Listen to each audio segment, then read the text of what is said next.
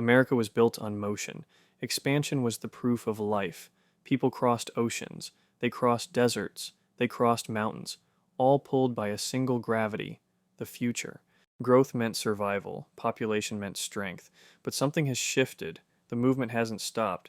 It's reversed. Americans are no longer migrating toward opportunity. They are migrating away from failure. And the failure isn't sudden. It isn't dramatic. It doesn't collapse in flames.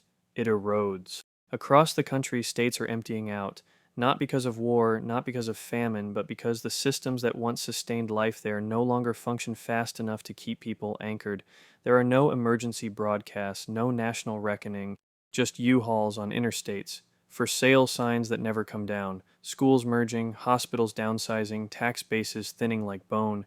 This isn't about one election. It isn't about one law. It's about structural decay. Today we're counting down 12 U.S. states Americans are fleeing, measured not in feelings but in people, and the darker reasons those numbers keep rising. This isn't panic. This is pattern. Number 12. Connecticut. Connecticut doesn't collapse. It withers.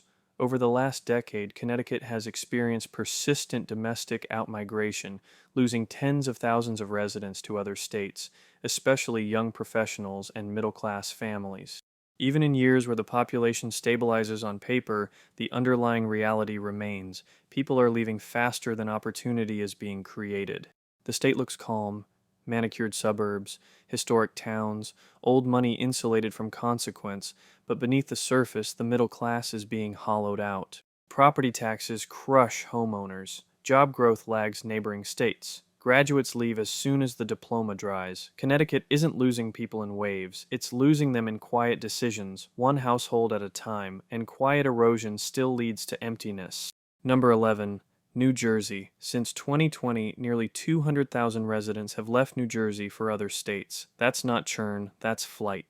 New Jersey taxes nearly everything, income, property, businesses, and gives residents a simple realization in return. You can work harder here and still fall behind. Infrastructure ages, public trust collapses. Families realize proximity to New York or Philadelphia no longer justifies the cost of survival. What's most dangerous isn't who's leaving, it's who remains. The wealthy can absorb the cost. The poor cannot leave. The middle disappears. And when the middle class evacuates, a state doesn't bend. It fractures. Number 10. Michigan. Michigan has lost over 400,000 residents through domestic migration since 2020. The numbers follow the factories. When manufacturing collapsed, it didn't just erase jobs, it erased purpose. Entire cities were built around work that no longer exists. Detroit was the warning. Flint was the aftermath. Saginaw, Pontiac, and dozens of others followed quietly. Reinvention is promised, but promises don't pay rent. Michigan doesn't lack land. It lacks certainty. And people don't stay where tomorrow feels smaller than yesterday. Number 9. Maryland. Maryland's population looks stable at a glance, but the illusion hides a truth.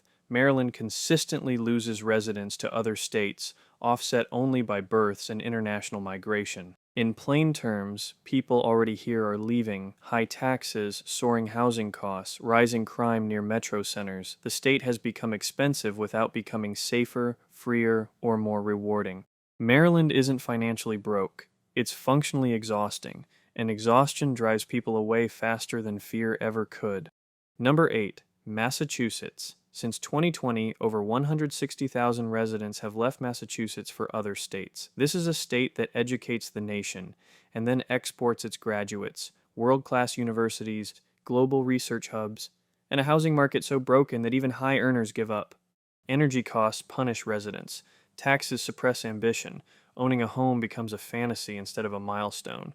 Boston still shines, but outside that glow, people are leaving in silence. A state that cannot retain its own future is already living on borrowed time. Number 7. Oregon. Oregon's population decline is recent, but visible. In just the past few years, the state has begun losing residents outright, reversing decades of growth. The decay is not theoretical. It's in open-air drug use, in shrinking police forces, in businesses boarding windows and never reopening.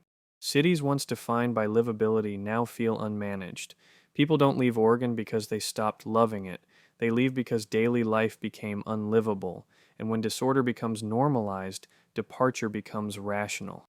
Number 6, Illinois. Illinois has lost over 400,000 residents to other states since 2020. This is a state drowning in obligations it cannot pay. Pension debt suffocates budgets. Taxes rise to fill holes that never close. Businesses flee to clarity elsewhere. Chicago bleeds residents. Rural towns decay unnoticed. Illinois doesn't lack resources. It lacks a future that balances growth with responsibility. And people don't wait around to see how insolvency ends. They leave before the bill comes due. Number 5, Louisiana. Louisiana consistently ranks among the states losing residents year after year. Tens of thousands leave, not in panic but in resignation. Corruption lingers, education struggles, infrastructure fails quietly until disaster exposes it. Hurricanes don't cause collapse, they reveal it. Insurance disappears, recovery stalls, young people see the cycle and opt out. Louisiana isn't falling apart, it's sinking slowly, predictably, irreversibly. Number 4, Alaska. Alaska has been losing residents for years, not because of climate, not because of beauty, but because opportunity left first. Energy jobs vanished. Costs stayed extreme. Isolation amplified every mistake. When opportunity disappears in Alaska, there's no nearby alternative, so people leave entirely. A state this vast shouldn't feel this constrained, but emptiness grows when work disappears. Number 3, New York. Since 2020, nearly 1 million residents have left New York for other states. This is historic. Wealth left, businesses followed, tax revenue thinned.